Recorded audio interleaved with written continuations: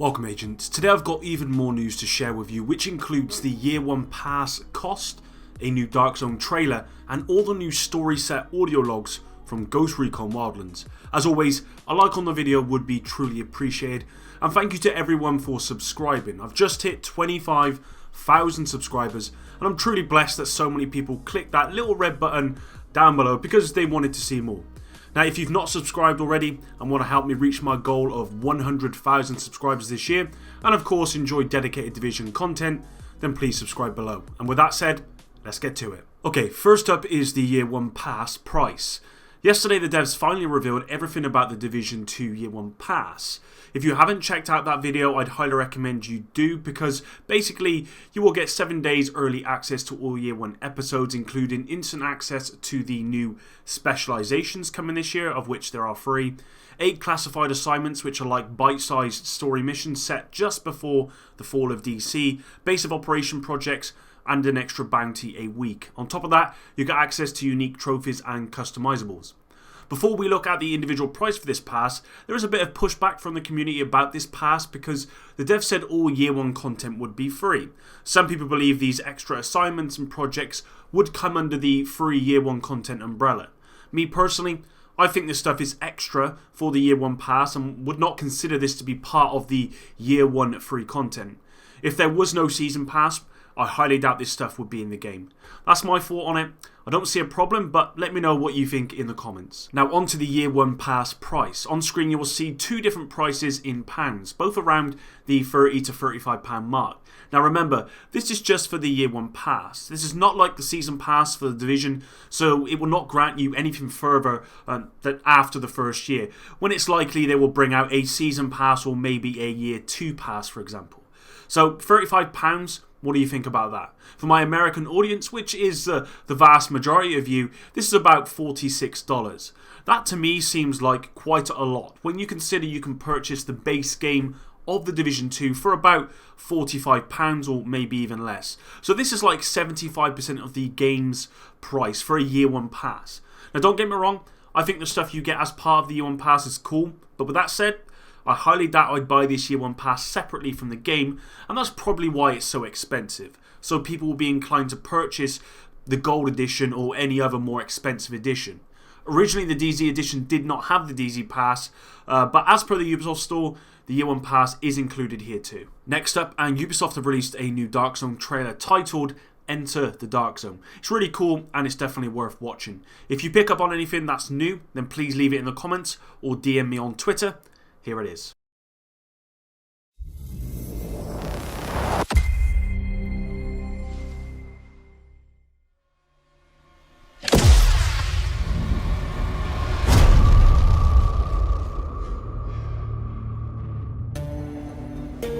The walls rose overnight. We were told it was for our own safety. A yellow powder was supposed to be the solution. But it turned out to be a death trap.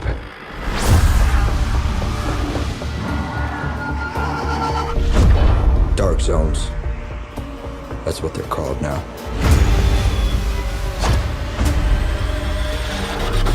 To survive, we must find out what motivates our very existence. Will we help those in need? Will we cave into temptation? Will we betray our own instincts?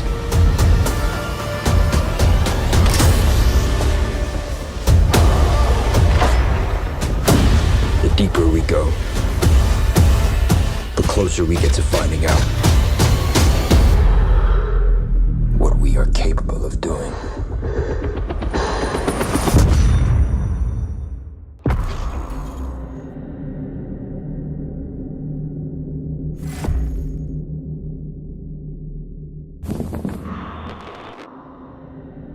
So what do you think about that trailer? I just personally love this. I saw a comment on the video saying this trailer has more content than Anthem, which really which actually still makes me chuckle just a little bit.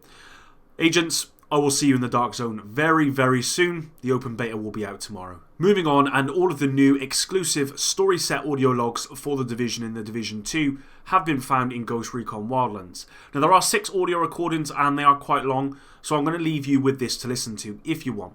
I didn't find these recordings myself. They were actually found by probably one of the most dedicated Division players I know, who has a YouTube channel, which I want you all to go and subscribe to. He goes by the name of Obiade, and he's been featured on my channel numerous times because this guy finds things no one else does and is always on the ball. He hasn't disappointed here, so I'll leave his YouTube channel in the description below. With that said, here's Obiade's footage showcasing all of the audio recordings, so enjoy. Everything had been pretty stable. Once everyone who was going to die had died at least. Even my parents. We'd all lost at least one parent. That may explain what brought all of us together. 7 kids like the 7 days of the week. And a duty for each one of us. All between 9 and 12 years old. We always moved together. The Murtaugh twins, Nora and Wiley, and the other 3 kids in the group. Shelby, Ivan, Amelia, and me, Violet. Ivan leaned on Amelia. She was his big sister. Sometimes I felt really jealous of the kids who still had someone to care about. To the adults, we were the kids who needed looking after, which was irritating, but kind of nice at the same time. Until the flood, we had lived with about 100 other people in the lower floors of the Mandarin Oriental in Washington, D.C. The outside of the hotel was boarded up and fortified, and JTF soldiers often stopped by to make sure things were okay. It's funny how okay sounds like it could be worse when your entire world is collapsing. They got water from rain barrels. It was a pretty safe place compared to some. Things in DC were a bit better than they were being over winter. Maybe that was because it was easier to feel good about things when flowers were blooming and everything was green. Now we were staying up at the old Smithsonian Castle. We helped in the garden, and many times, like today, we would go out to find stuff to help out in the camp. A couple of groups had decided to head over towards the east side, hoping that things were more stable near the military base there. What was it called again? Saeed, what's the name of the army base over by the river? Not the Potomac one, the other one. The Lincoln Camp. I was glad Saeed was around. It was like having Google around, even though Google was gone, along with everything else. The whole area around the Capitol building was a no-go zone for us. Well, when I say us, I mean the kids. Adults didn't understand that we could figure out how to survive just as well as adults could, but we have to get outside every day to find stuff. We spent most of the time hanging around the mall, as young kids used to do before the Green Plague. But the more we went there, the weirder it felt. Everything was like a museum. Not just the museums, everything. The sports apparel shop, the BK, even the billboard welcoming tourists. Seemed like it had been made for a different world. The museum of life we will never have. Isn't it strange how people put things in museums so they wouldn't be forgotten? Now one of the old things people remembered was the way things used to be before the plague. Field trips, weekend outings with parents. All the normal everyday things that people used to do. All these things are now part of the Civilization Museum. Do you think one day there will be a museum, you know, of life before the plague? Ivan was looking up and down the mall. He was always their sentry, keeping an eye out for people who might be a threat. Docs from the camp said that kids who had been through trauma did that. They called it hypervigilance. There were still a lot of bad people in DC. The government was gone. The army was gone. The police were gone. Everyone had to look out for themselves. The division agents couldn't do it all. Saeed was looking at me. I know. You want to go to the Air and Space Museum, but we can't. Come on. I always wanted to be an astronaut. You know, see space, the stars, the infinite nothing. And now? Now, it's about getting out of this place. Images of the Challenger spaceship exploding in the sky a few minutes after launch flashed through my head.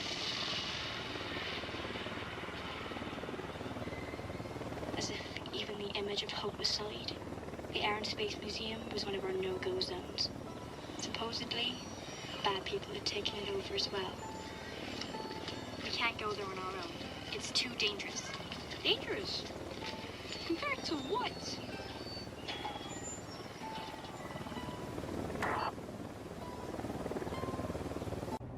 The sky over the river was cloudy. It was going to rain. Let's go home. We can't really carry any more anyways. We had been away from the castle for over 3 hours. We were all hungry and tired. Maybe we hadn't gone where we were supposed to go. But we were coming back with better stuff than the others were expecting. The others is the way we like to talk about the adults. It's not as if we are not a group. But they're just so protective that most of the time we feel like they're just looking down on us. Whatever. The grocery bags were stuffed full of dandelion greens, and we even found a ton of cattails.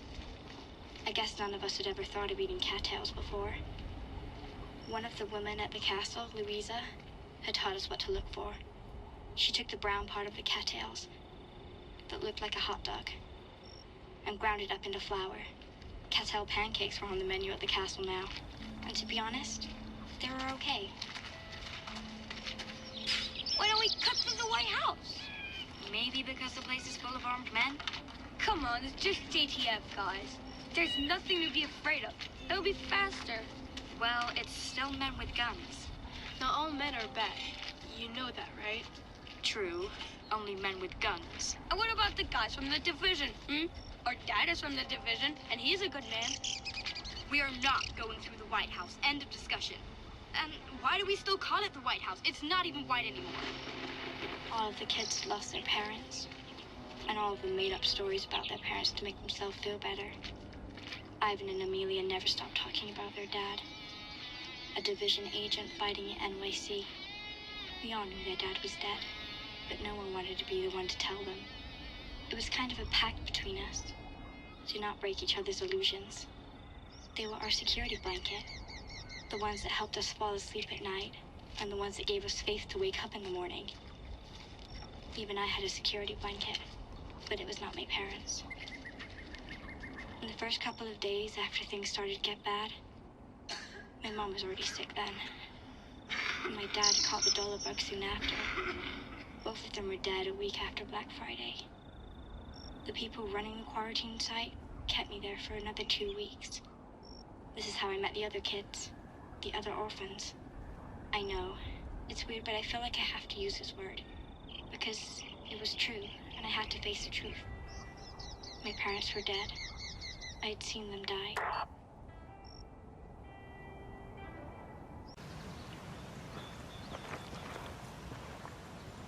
After a 4-hour expedition, we were finally back home. Hey, kiddo. That's how I realized that I was starting to think of the castle as home. Everybody was already in the dining hall. We took our precious loot to the kitchen. Dinner in the castle was catch as catch can, with small groups of people clustered at small tables or sitting on the floor with their plates. We were a little bit away from the main groups of adults, but still close enough to hear some of their conversation.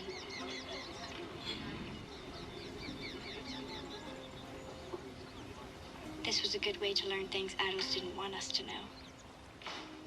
Lunchtime had become kind of a primetime, breaking news TV show. Jeannie was at the table near one of the gallery's big windows, deep in conversation with 3 others. One of them was Mike Walker, who had led a group from the Mandarin Hotel to the castle after the flood. That was almost 3 weeks ago. We have to be careful. There was already pressure from over toward the Capitol, and now they've taken over the Air and Space Museum. Won't be long before they come here. Maybe not. We don't have anything they want. They're not just bandits, Junie. They don't want to steal anything from us. They're lunatics who want power. So what? So they're gonna go looking for people they can have power over. Shh. Don't shh me. I know who they are, Mike. And I think if we keep our heads down, just go about our business, we can trust the JTF to keep things under control.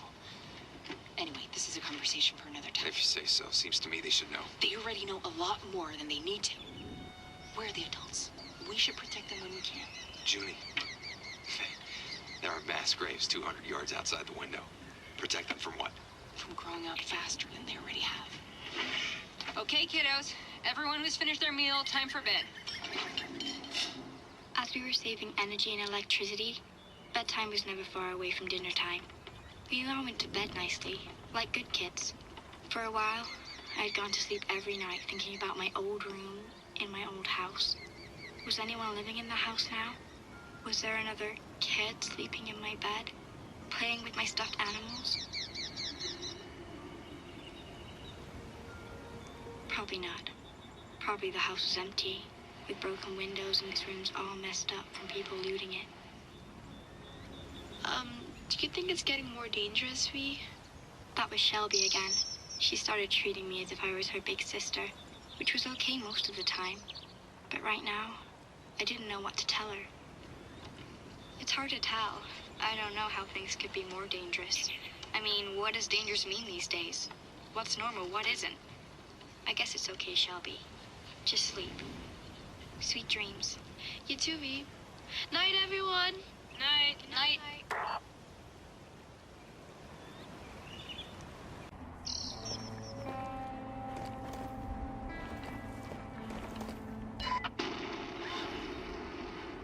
What the hell? Is everyone okay? I'm okay. Syed, look! Saeed pointed to the window. There were flashes and fire near some of the museum buildings across the mall from the castle. The sky seemed to be painted in red and orange. Then the fire and screams got closer and closer. It was as if the whole fight was moving like a tornado in one direction and then another. A wave of possibilities. It felt like the end of a basketball match, when the ball is bouncing on the hoop and the buzzer has already rung. Outside on the castle grounds, there were armed adults watching the battle. That meant they were worried. What do we do? Junie came in and shut the door behind her.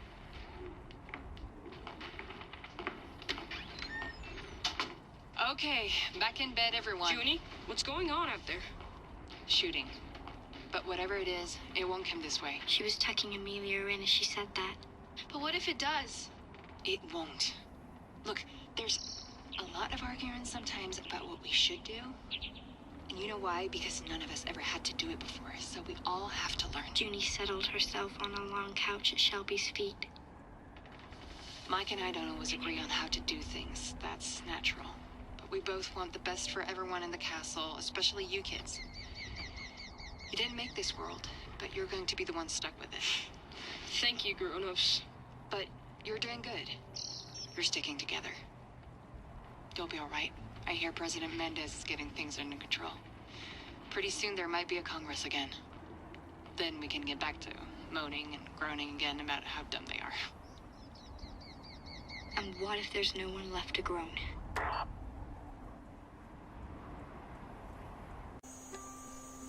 The next morning, everything seemed to be back to normal. Nobody wanted to talk much about what happened last night. But when it was time to go outside to find some goods, I honestly felt better about being in a big group with adults. Even if I loved it when it was just 7 of us. I knew that we were safer with adults around. They started to walk towards the tunnel, where there was this big lake. The twins were debating about what they were capable of eating to survive. And a frog. Would you eat a frog if you had to survive? Ugh, gross. That's disgusting. You know, French people think it's very chic to eat frogs. But they also eat snails, and I don't think that's fancy either.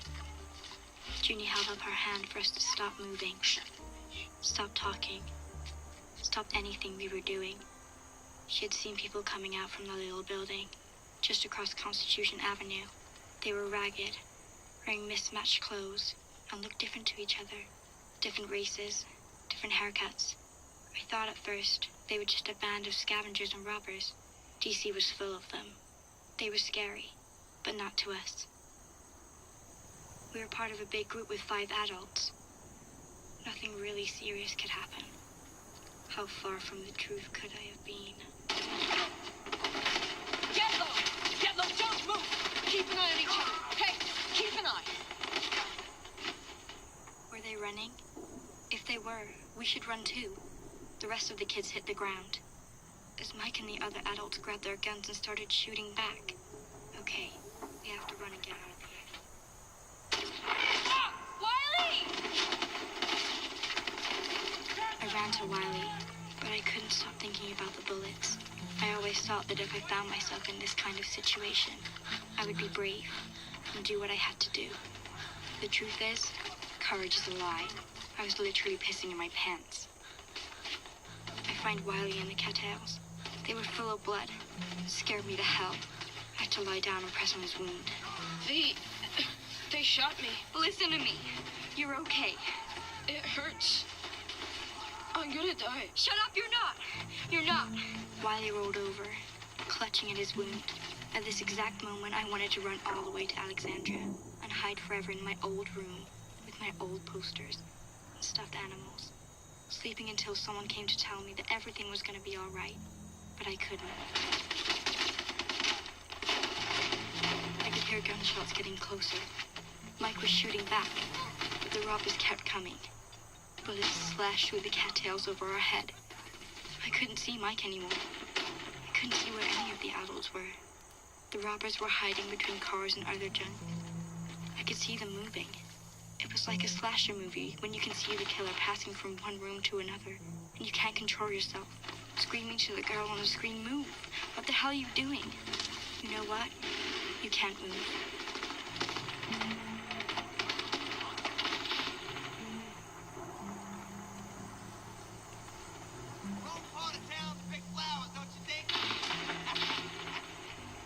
He started over the footbridge. The rest of the robbers behind him. It was at that moment that I knew I was going to die. We were all going to die.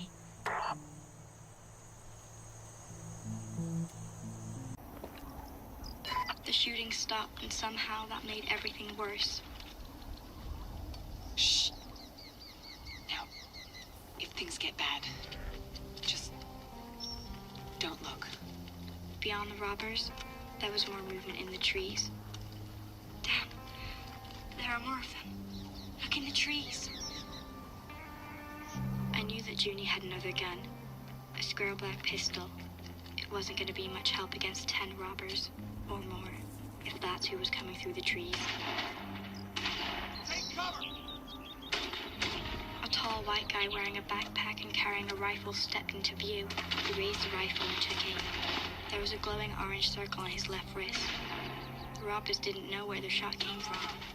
They continued to shoot in Mike's direction, while others tried to figure out where the division agent was. He fired, shifted his aim, fired again, shifted once more, fired again. All in 2 seconds. Then he stepped behind the tree again. Where the fuck is he? I don't know. I can't see him. The division agent stepped out again. One shot. Another robber down. He can't get us all with a fucking deer rifle. Go after him. I'll find you. I'll kill you, motherfucker. The robbers charged. Frag out.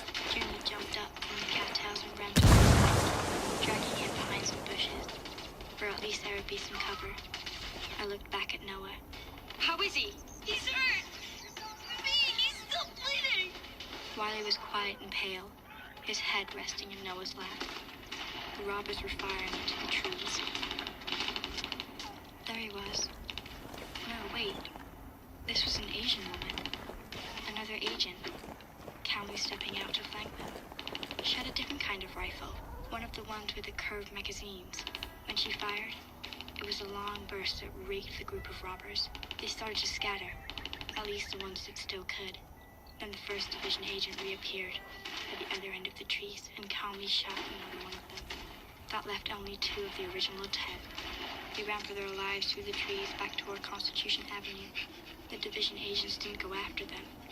They met on the footbridge and crossed together. I think I will always remember the breath I took after that moment. Hey, you can come out now. Yeah, we need help. 2 of us are shot, at least 2. I don't know where everyone is. Okay, ma'am. We're gonna get you a stretcher. Then I looked for the bodies of the other 3 adults, but there weren't any. Then I realized that they had just left, except for Mike and Junie. The others had left. What's wrong, V? The other adults. They ran away. If you and Mike weren't there, we would have been killed. Abandoned. How could they? Look, V, remember when I told you it was not easy to be a kid? Well, it's not easy to be an adult either. Those times do not make it easy for anybody.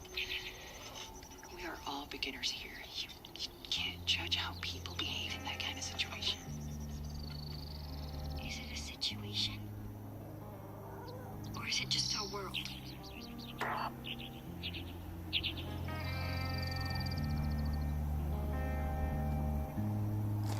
Oh, I could use this.